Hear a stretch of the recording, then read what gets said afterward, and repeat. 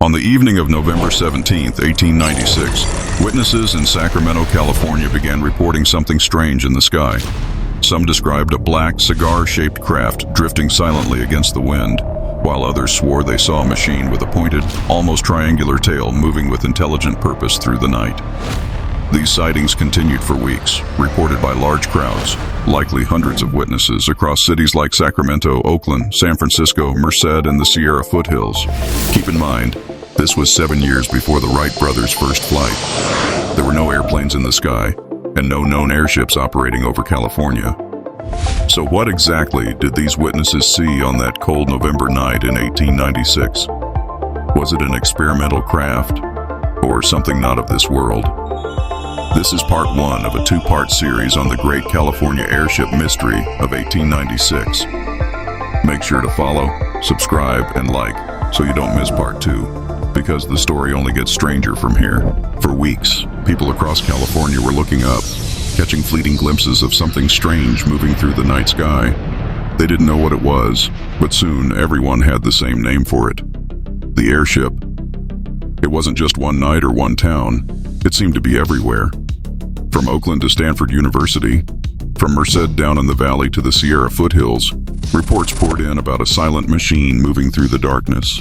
In Oakland, a young electrician named Case Gilson claimed one of the closest encounters. On a clear evening, with a strong northwest wind blowing, Gilson and several friends spotted a massive black shape roughly 1,000 feet up, moving steadily against the wind. He described it as cigar-shaped, at least 100 feet long, with a triangular fish-like tail. Its surface looked metallic, almost like darkened aluminum. There were no lights, no flames, only the eerie outline of a machine silently cutting through the sky.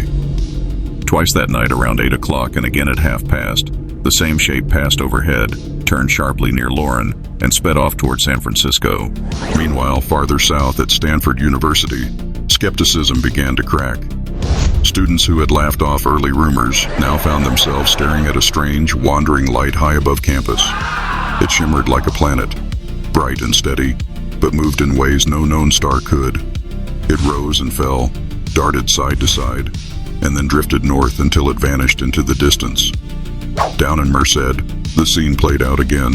One evening, townspeople watched a glowing red light low in the western sky. At first, they thought it was a bright star, but then the glow swelled, pulsed brighter, and was soon joined by several smaller lights clustering around it. The group of lights glided silently over town, seemed to linger above the business district, then faded away into the night. Even in the Sierra foothills, the sightings continued. Near Robinson's Ferry in Calaveras County, miners resting after a day's work spotted two lights traveling side by side high above the canyon. One flared bright white, the other glowed orange. They moved in perfect unison, bobbing slightly, until they slipped behind the hilltops and disappeared. To those men, they weren't stars or meteors. They looked more like lamps carried by some hidden machine. Now here's where things get interesting.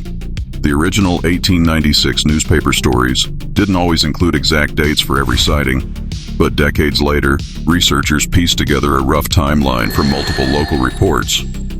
The first major sighting, over Sacramento, is firmly dated to November 17, 1896, with more lights reported there and over nearby cities in the nights that followed.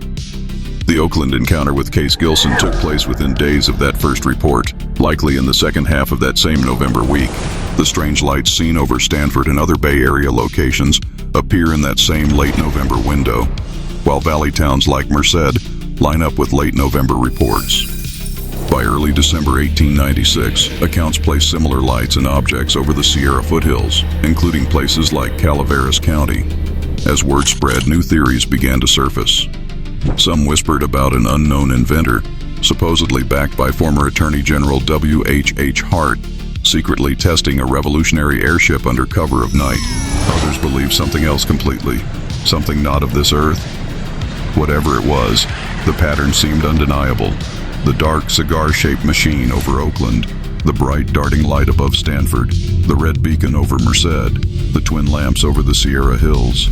It all felt like one connected voyage, a mysterious craft charting a course over California long before airplanes ever existed. But the story doesn't end there. This was only the beginning. Stay tuned for part 2. where the sightings grow stranger, the cast of characters expands, and I take a look at old reports beyond California. Thanks for watching. Until next time, keep camping and exploring the mysteries of our world.